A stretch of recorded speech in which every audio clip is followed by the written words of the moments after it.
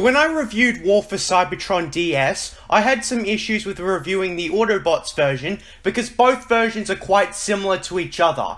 Thus, it was harder to describe. Since that is also the case here, I'm gonna review Transformers Dark of the Moon by combining both the Autobot and Decepticon versions of the game. So I feel an introduction is in order. The Dark of the Moon multimedia project, before and during the film's release in 2011, had a tie-in game which, unlike the two previous Bayformers games, instead of having an alternate depiction of the film, the game would serve as the semi-canonical prequel to the game, and those that played it would feel more fulfilled knowing why certain characters were in certain situations before the film came out. The console version was developed by High Moon Studios, previously responsible for the main version of Transformers War for Cybertron in 2010. Now, a critique of the console version may come another day, because we're going to talk about the DS version. Now, when it comes to the Bayformers DS games, Revenge of the Fallen was a massive step back as a follow-up to the more impressive 2007 tie-in game.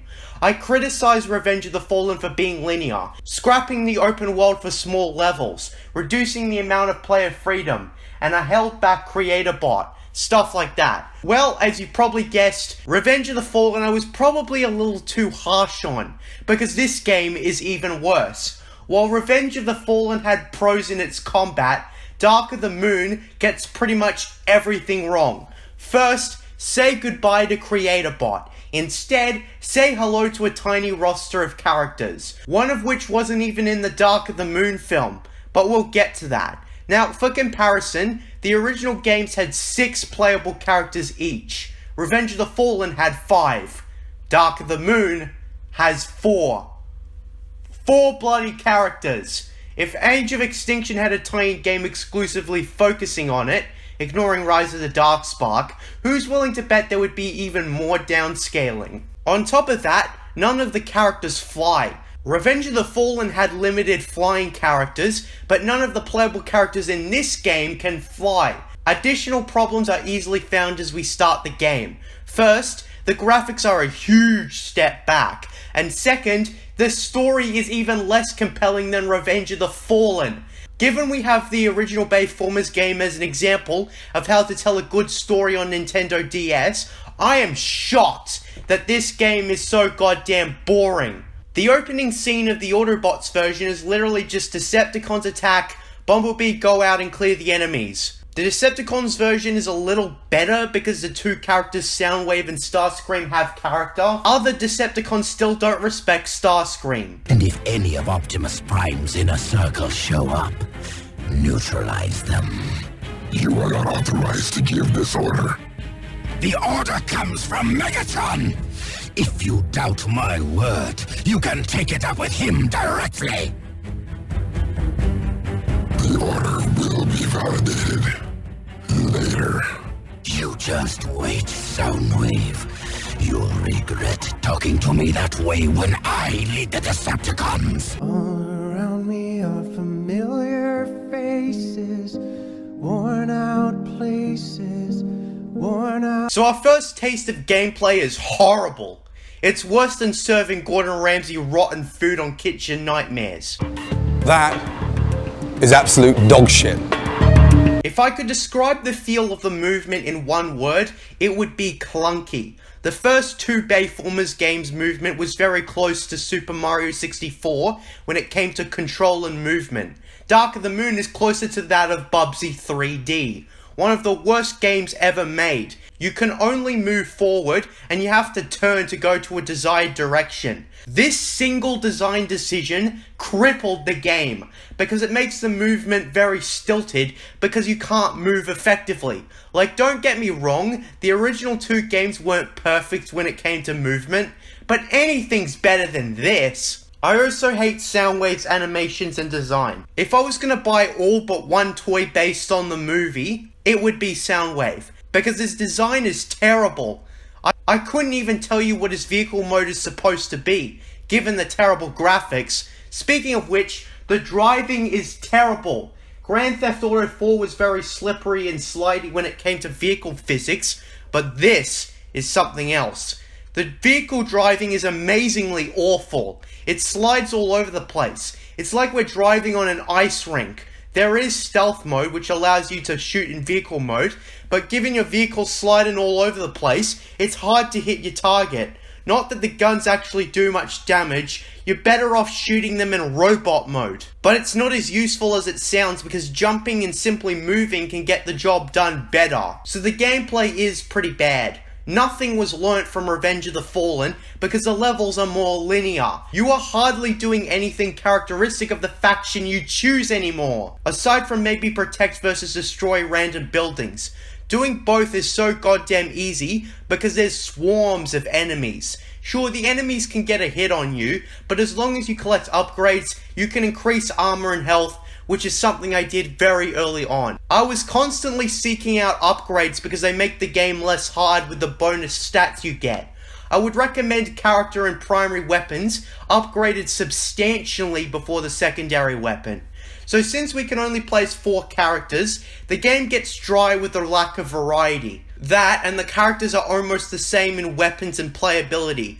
The only thing that changes is a special ability that you can't actually use in real situations or in combat. It's just for accessing secret areas and unlocking upgrade stats. That's it. Why even have special abilities? Why not just hide the collectibles in secret areas and corners? Well, anyways, with that being said, the levels themselves are plain awful.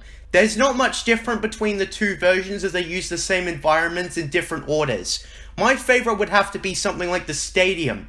The environment is probably the most colourful, which may be pretty poor reasoning, but they're all almost equally atrocious. So with that being said, I should probably explain the roster. The Autobots have Optimus, Bumblebee, Ironhide and Mirage, the last of which has an offensively terrible fake accent. I think it's supposed to be Italian or something, given Mirage was a Ferrari before the licensing contract killed him, metaphorically speaking. In this level in the Autobots version, we have to chase down Lockdown, who looks closer to what he did in Transformers Animated than the sequel Age of Extinction. When I heard Lockdown was going to be in the 4th movie, I expected him to look as he did in this game. But of course he didn't. He also doesn't sound anything like he did in Age of Extinction. And of course, in the Decepticons version, absolutely no one respects Starscream. What'd you do that for? I don't have time to deal with your questions, Crowbar. Listen closely. Could've just sent me a con. This is a waste of time. Pay attention! You are to create a distraction around the stadium. All Autobot attention must be diverted from the nest facility. You shouldn't get so worked up, Starscream. You'll blow a gasket. Worked up! I speak for Lord Megatron, you pile of junk! You will obey me!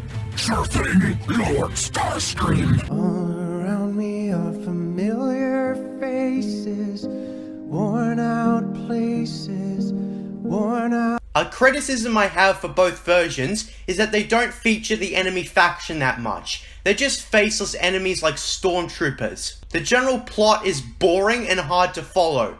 On my own channel, I made a video critiquing the Battlefront 2 EA campaign, and perhaps one of the biggest problems with it is that it discusses the what instead of the why. Well, this is exactly what this game does. Decepticons or Autobots are doing this. Why? Who the hell knows? Even though the console version was rushed, the one thing I can say about it is that the potential for great was certainly there. It made for an interesting experience and the best prelude it could have been under the circumstances. The DS ports are just badly designed games. Nothing changes from level to level. We go from Michigan to Siberia, which are pretty much the only two named locations. The AI is as clunky as the controls. Look at how I move out of sight to Starscream to replenish my armor. My favorite 2 missions would have to be the 2 missions we have as Megatron at the end, because going into stealth mode allows us to use a turret that absolutely destroys enemies, unlike the crappy machine gun all the other characters have. Look at how I just spam the fire button and my enemies are defeated. Seriously, I think the biggest mistake Megatron made in the movies is not staying in his vehicle tank mode. So yeah, Megatron is my favorite playable character. But even though in the Decepticons version we absolutely destroyed Ironhide without a sweat, the final cutscene still has the Autobots win. The ending cutscene is the same in both versions, which is proof positive that this port is the laziest reusing of assets. Like, the two games reused assets between versions, but the difference is they did something new with it. And given the gameplay and story is utter crap, there's hardly any positives. But I tried really hard to come up with some. And the only two I can think of is the music and the in-game banter. Although the music is the better of the two positives, just listen.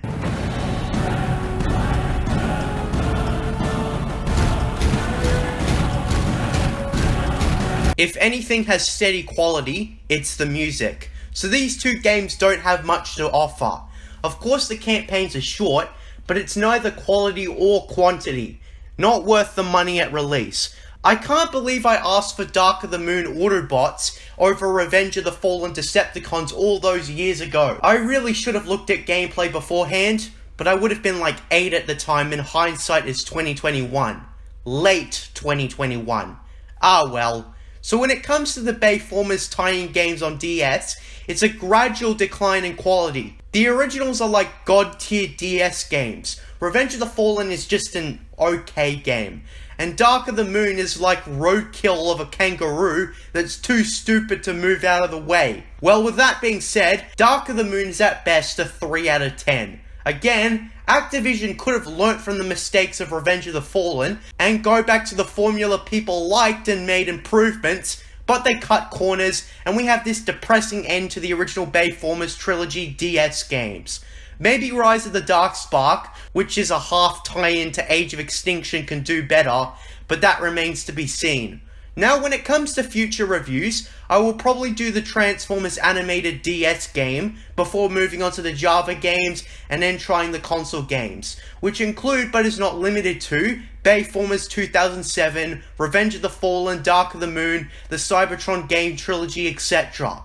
So I have plenty of Transformers games left to do. I'm not going to run out anytime soon. They've been coming out since the 80s. So I'll potentially even look at the Beast Wars game or the 2004 Transformers game, which is what people considered to be the first good Transformers game. So this is far from the end. And if I can find a way, I might look at the mobile games. Given we've attracted a bit of the Transformers fan base, I'm not going to stop. I'm JJ Plagiarisms. And until next time, what are stories about mystery boxes?